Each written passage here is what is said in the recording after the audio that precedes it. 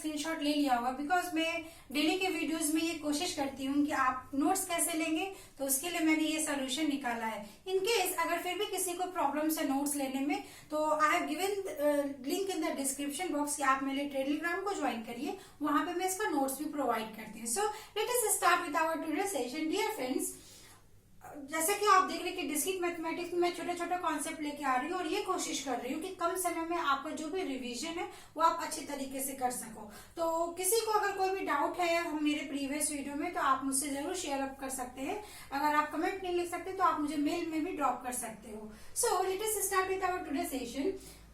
Yesterday we have seen what is the difference between reflexive and irreflexive. So let's have a quick recap what we have studied. Reflexive relation means what? Self loop. तो आपको क्या करना है dear friends, आपको जो मैंने जैसा लिखा है, आप अगर कोई भी शेल्फ नोट्स बना रहे हो तो वहां पे आप इस तरीके से जरूर लिखे, बिकॉज जो आपका एग्जामिनेशन टाइम आएगा आप वहां पे इस तरीके से अगर आपका लिखा रहेगा तो आप क्विकली रिवाइज कर सकते हो। तो हमने कल क्या देखा था, रिफ्लेक्सिव मीन्स व्हाट, कि अगर कोई सेट ए है, ठीक है, इसमें अगर कोई एलिमेंट 1, 2 है, रिफ्लेक्सिव मीन्स खुद का उसको होना चाहिए, सेल्फ लूप। तो सेल्फ लूप क्या होगा, तो this is the way the graphical representation of any relation. तो 1, 2 का मीन्स व्हाट, कि 1 से आप 1 पे जाओगे और 2 से आप 2 पे जाओगे। तो यहाँ पे हमने क्या लिख दिया कि रिफ्लेक्सिव मतलब कि अगर कोई एलिमेंट है उस एलिमेंट से आप फिर से उसी पे आ रहे हो, सेल्फ लूप का कॉन्सेप्ट है, तो वो क्या हो जाएगा, रिफ्लेक्सिव। और सेकेंड थिंग, कल मैंने आपको ये बताना रह गया था, जो रिफ्लेक्सिव रिलेशन है इसमें फॉर ऑल, ये जो हमारा है फॉर ऑल और existential quantifiers, this are the quantifiers जो हम फर्स्ट ऑर्डर प्रेडिकेट लॉजिक में यूज करते हैं, तो हम यहाँ पे उसका भी कॉन्सेप्ट लेके चलेंगे, ठीक है।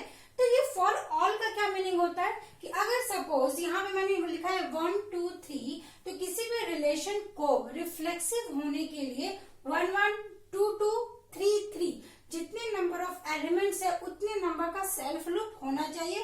So this was about reflexive, hence हमने यहाँ लिखा फॉर ऑल। अगर सपोज यहाँ पे 1, 2, 3 है और मैंने आप देखो एग्जांपल दिया 1, 1, 2, 2, ठीक है, तो ये जो 1, 1, 2, 2 है, क्या ये given relation is a reflexive? No, because 3, 3 is not present here. तो आई होप कि रिफ्लेक्सिव हमने क्विकली रिवाइज कर लिया।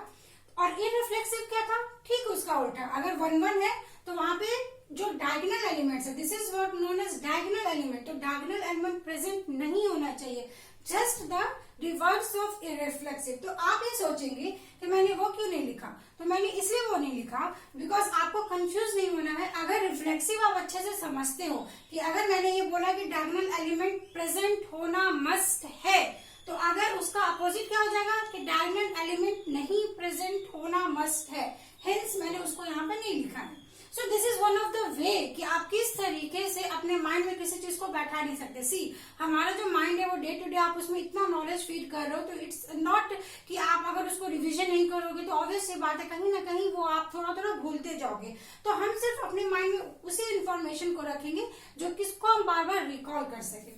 Now moving to our today's session is we are going to study today symmetric, antisymmetric and asymmetric. So इसमें बहुत सारे learners को बहुत डाउट होता है, और बिकॉज हम ये कॉन्सेप्ट इसलिए पढ़ रहे हैं बिकॉज आपके एग्जामिनेशन में आता है to find whether the given relations is equivalence और नॉट। इवन आपको क्वेश्चंस बहुत पूछते हैं इसमें कि वो रिलेशन एंटीसिमेट्रिक है यानी ट्रू फॉल्स, बहुत क्वेश्चंस बनते हैं।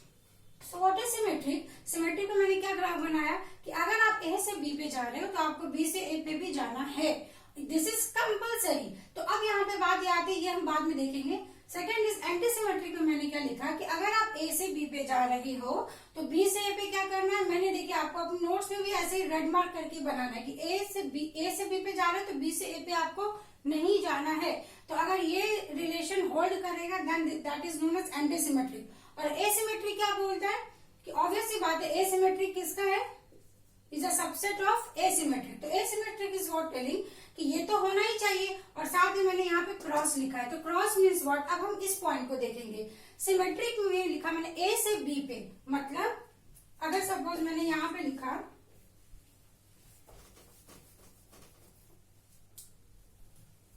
या अगर मैंने लिखा यहाँ पे कि we are going from 1 to 2, correct, तो और अगर फिर मैं 2 से 1 पे जा रही हूँ तो ये रिलेशन कैसा हो जाएगा, सिमेट्रिक। अब यहाँ पे बात ये आती है सेल्फ लूप की, जो डायगोनल एलिमेंट है सेल्फ लूप। तो 1 से आप 1 पे जाओ, या आप इसको इस तरीके से रिप्रेजेंट करो, या आप 1 को इस तरीके से रिप्रेजेंट करो, बात दोनों सेम है। सिमेट्रिक में आपका अगर डिफरेंट एलिमेंट है तो ये कॉन्सेप्ट होना चाहिए, अगर सेम एलिमेंट है मतलब डायगोनल है तो आपका सेल्फ लूप होना चाहिए। तो एंटी सिमेट्रिक क्या बोलता है कि 1 2 है तो 2 1 नहीं होना चाहिए। तो जो ये वाला केस है ये क्या आपका हो जाएगा, कैंसिल हो जाएगा। बट डायगोनल एलिमेंट इसमें अलाउड है, तो आप इस तरीके से कर सकते हो। और एसिमेट्रिक क्या बोल रहा है कि इसमें ये तो नहीं होना चाहिए, और this is more restricted form of antisymmetric, ये डायगोनल एलिमेंट को भी अलाउ नहीं करेगा। तो जब मैंने ये स्टेटमेंट बोला dear friends, I have already written here, तो ये जो प्रॉपर्टीज है ये प्रॉपर्टीज हम बाद में समझेंगे, पहले इस तीनों को हम एक एग्जांपल से समझेंगे, देन ओनली आप इस प्रॉपर्टीज को समझ पाओगे। सो let us come here and see what is the example. Suppose I have taken a set 1 2 3, तो सबसे पहले हम 5 को ले लेते हैं, जो स्मॉलेस्ट एलिमेंट है। अब स्मॉलेस्ट एलिमेंट है सिमेट्रिक, एंटीसिमेट्रिक, एसिमेट्रिक, ठीक है। तो सिमेट्रिक का डेफिनेशन क्या बोलता है, अगर 1 2 है तो 2 1 होना चाहिए। तो 5 में कोई एलिमेंट है, कोई एलिमेंट नहीं है। और यहाँ पे फॉर ऑल की बात नहीं है, देयर एग्जिस्ट कि अगर 1 2 है तो 2 1 होना चाहिए, बट यहाँ पे तो कुछ नहीं है। It means what, it is true. ये आपका जो 5 है वो सिमेट्रिक होगा, सिमेट्रिक होगा। एंटी सिमेट्रिक क्या बोलते हैं, देयर एग्जिस्ट कि अगर ए बी है तो बी ए नहीं होना चाहिए। तो यहाँ पे तो कोई एलिमेंट नहीं। इट मीन्स व्हाट कि 5 एक ऐसा एलिमेंट है जो एक ही टाइम पे तीनों प्रॉपर्टीज को होल्ड करता है।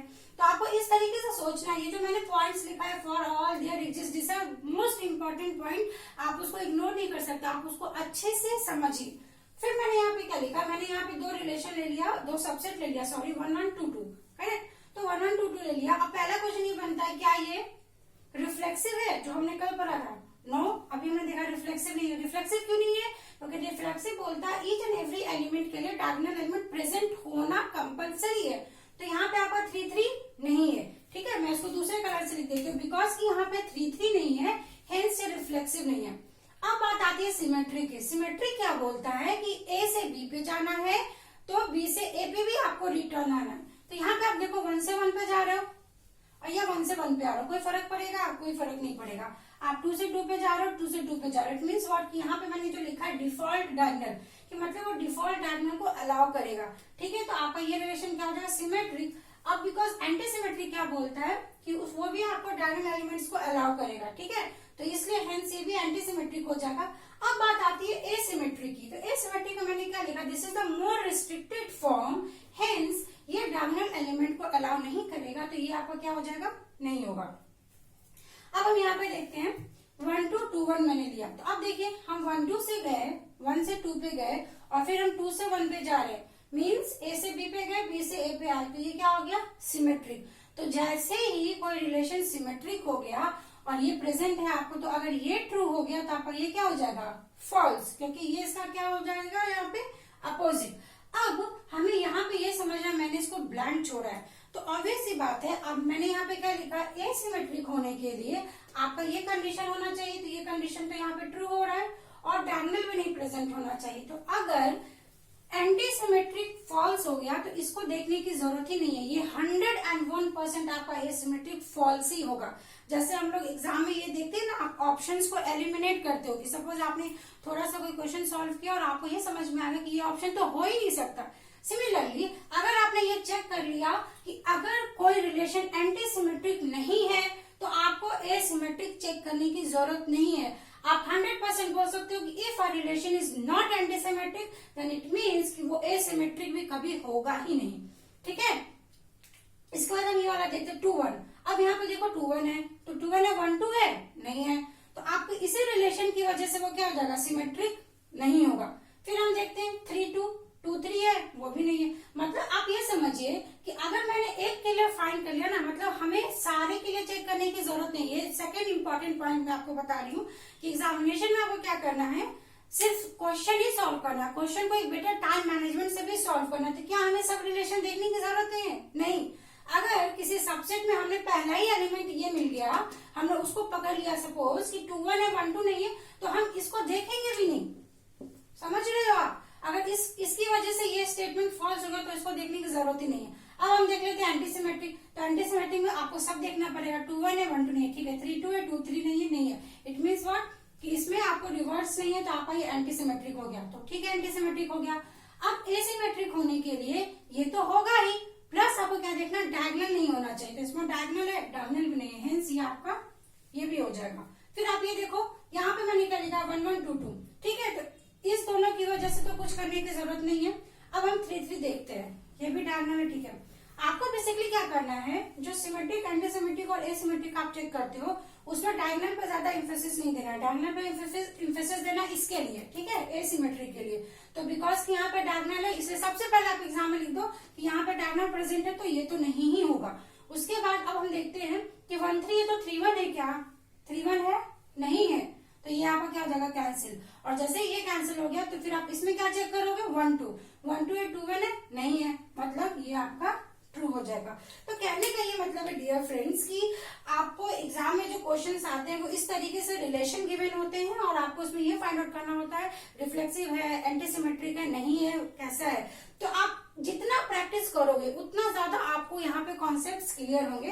तो लेट अस सी, मैंने यहाँ पे कुछ ट्रिक्स लिखा है। बेसिकली ये ट्रिक्स नहीं है, ये क्या होता है कि जब आप किसी कॉन्सेप्ट को आप बहुत प्रैक्टिस करते हो ना तो आपके खुद से ट्रिक्स बनने लगते हैं। तो मैंने इसलिए यहाँ पे लिखा है, देखिए ट्रिक पहला क्या है कि जैसे आप डेटाबेस मैनेजमेंट सिस्टम में पढ़ते हो कि अगर कोई गिवन फंक्शनल डिपेंडेंसी अगर आपका BCNF हो जाता है तो ये हमें देखने की जरूरत नहीं होती है, तो हम आंख बंद करके ये लगा देते if a functional dependency is BCNF then वो 3NF में भी होगा, 2NF में भी होगा, 1NF में भी होगा। क्यों? क्योंकि सबसेट प्रॉपर्टी से हमें मालूम है कि BCNF सबसे स्मॉलेस्ट सबसेट है, इसके बाद इसके बाद इसके बाद ऐसा होता है, ठीक है, तो वो हमारा फर्स्ट हो जाएगा कैलकुलेशन। देन सिमिलरली अगर कोई रिलेशन एंटी सिमेट्रिक नहीं है, अगर वो एंटी सिमेट्रिक ही नहीं है तो क्या वो सिमेट्रिक होगा? तो no need to check a symmetric, जो हमने अभी यहाँ पे समझ लिया कि अगर कोई रिलेशन एंटी सिमेट्रिक नहीं है तो आपको अपना टाइम बचाना है, आपको इसको चेक करने की जरूरत नहीं है। तो ये फर्स्ट ट्रिक हो गया था। सेकेंड थिंग हमने क्या बताया कि जो एसिमेट्रिक है it is the more restricted form of antisymmetric, मतलब जो एंटीसिमेट्रिक है वो क्या बोलता है कि आपका रिवर्स होना चाहिए, रिवर्स नहीं होना चाहिए और डायगोनल एलिमेंट रहेगा तो चलेगा, बट बिकॉज कि ये रिस्ट्रिक्टेड है तो ये क्या बोलता है कि इसको डायगोनल को भी आपको प्रेजेंट नहीं होना है, इसलिए आपका एसिमेट्रिक क्या हो जाएगा, more restricted form of antisymmetric, correct. Then third point is if symmetric तो क्या वो एंटीसिमेट्रिक होगा?